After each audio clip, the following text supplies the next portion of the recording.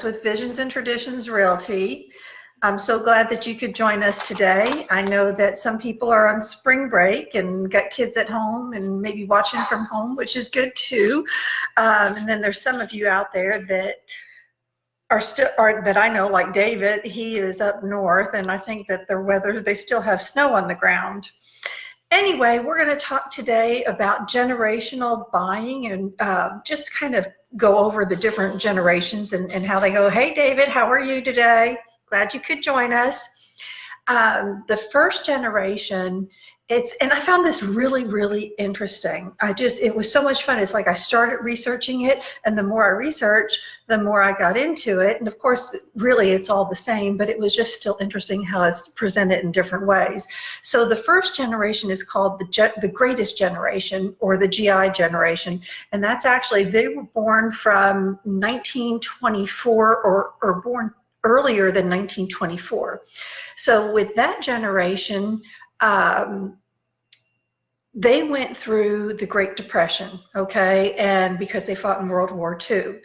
And so that's, I guess that would be more like our grandparents or great-grandparents. And then we move on to the silent generation, which was from 1925 to 1942. And that generation was considered to be a little bit more cautious with their money and cautious with everything that they did.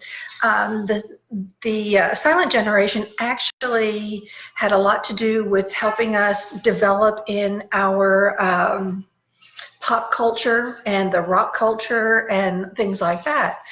But what's also really interesting is that there's no members of the silent generation ever served as president. So I thought that was kind of an interesting fact.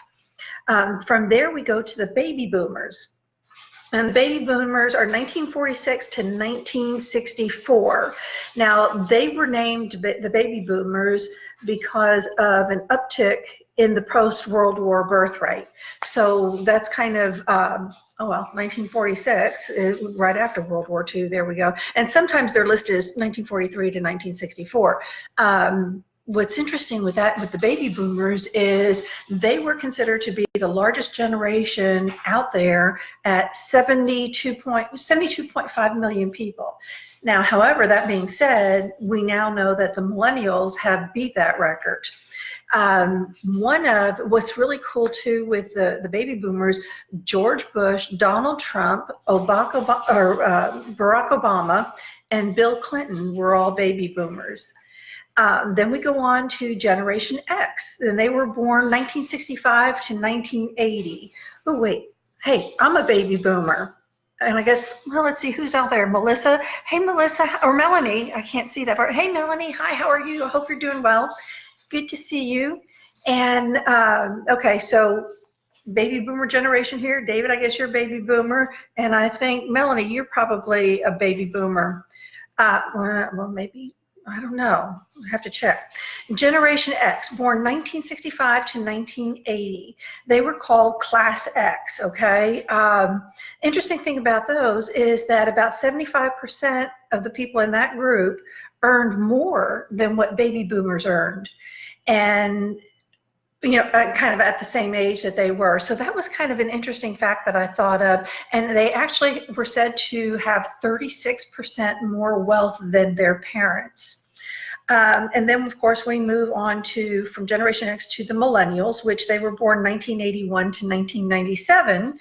And they have now beat the baby boomers in population. They're at 83.1 million in the millennial count. So those are the different generations that we have. And then we don't have a name for the next one coming up, so it'll be interesting to see what the next generation coming up is going to be called. Hey, David, how are you? Melanie said she's Generation X. Oh, Generation X, okay. Thanks, Melanie, I appreciate that. Okay, so talking about the real estate trends and the different generations, with the baby boomers are now empty nesters. So the generation typically is going after housing. They're sizing down. They're wanting to size down. They're torn. So you have one group that is sizing down, and they're moving to neighborhoods like over 55 neighborhoods and wanting to get into living with their peers or people around the same age as them. And then there's the other group of baby boomers that actually wants to live in walkable areas. They want to get out of their house, size down, and then they want to move into the areas where they can walk out their front door and walk to a restaurant, or do shopping or whatever. So two very separate, different lines of thought there. They also, and I mean, I don't know, I found this kind of interesting because it said that the baby boomers do not want to go into assisted living or any of those facilities. Well, I don't think any of us really want to go into those facilities, but sometimes things happen and we don't have a choice. So anyway, but the baby boomers are geared more towards having home health care. So we're still, what we're saying here is that we're still marketing to them. We're not necessarily marketing to the other generations that were born before that, but we're still marketing to the baby boomers. And then, of course, we have Generation X. And unfortunately, Generation X, those guys actually, oh, that's you, Melanie. Those guys actually got caught in that housing bubble where things went crazy and then the market crashed. And so a lot of those people are still having issues. They're recuperating. It was a real scare, and it was really hard on them because a lot of them ended up losing their homes or being underwater in their mortgage and then losing their homes. And so they're still dealing with the repercussions from that. And I say still dealing with it, I think in a way that they're just, from what the surveys are saying, is that they're a little bit afraid. So you will see them out there that they are trying to buy homes, but they're still in that situation where they're a little bit skeptical. They're a little bit more cautious. And they are actually wanting houses. According to surveys, the priority for those people is locations. So they want the hustle, they want the convenience of the suburbia. They want the convenience, they want suburbia type living, but they also want the convenience of being close to things. And I understand that. I mean, that's a pretty good requirement. And then from there, we move on to the millennials. And what's interesting with the millennials is that, and we've talked about them last week, is that millennials are actually they're at a point where they like to entertain. They want to be in with the hustle and bustle of things. They want to be closer to restaurants and sports activities and things like that. They're very, very very independent generation. However, there's still a large group of them, about 36% of them, that are still living at home with their parents, and they're still working on saving money. We move over to Generation Z, which I really like, because that's the generation that is currently leasing apartments. They're the ones they're the up and coming, and that's who we're going to market our homes to. So they're the up and coming generation, and they're watching things closely. They're saving money, and they're preparing themselves for purchases. So that being said, getting through all of this, that's where we come up to Visions and Traditions, and we are trying very hard to stay on top of technology and stay within the realms of being able to please all these different types of generations.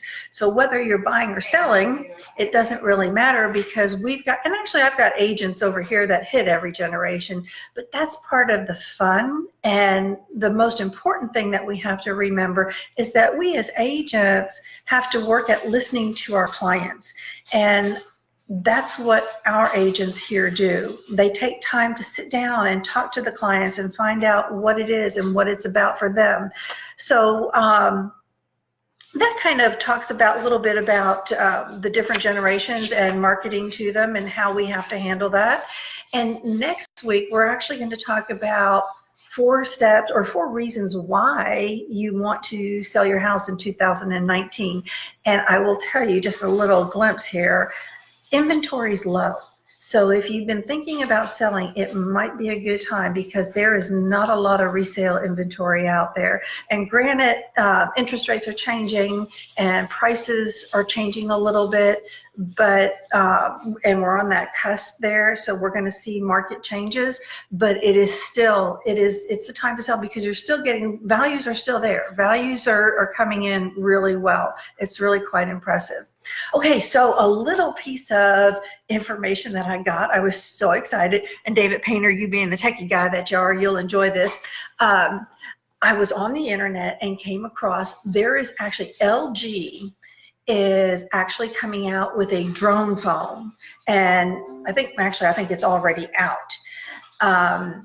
Oh my gosh, it's so cool. You need to Google it and look at it. I mean, this phone actually is a drone. They showed a guy jumping off the side of a cliff, whatever that's called, and the phone actually did a 360. The phone followed him off the cliff and videoed the whole thing. And then when you lay down in bed, the phone will actually go dock itself. Crazy. I mean, I always wanted to live for the year 2000 because of technology, and holy smokes, we're there. And I don't know if any of you guys noticed, but I've got a listing on Sandy Lake and Cool House. But what we did is we went in and we did the 3D Matterport tour. So if you've got a virtual headset, you might want to do it. Is so awesome. It is so awesome.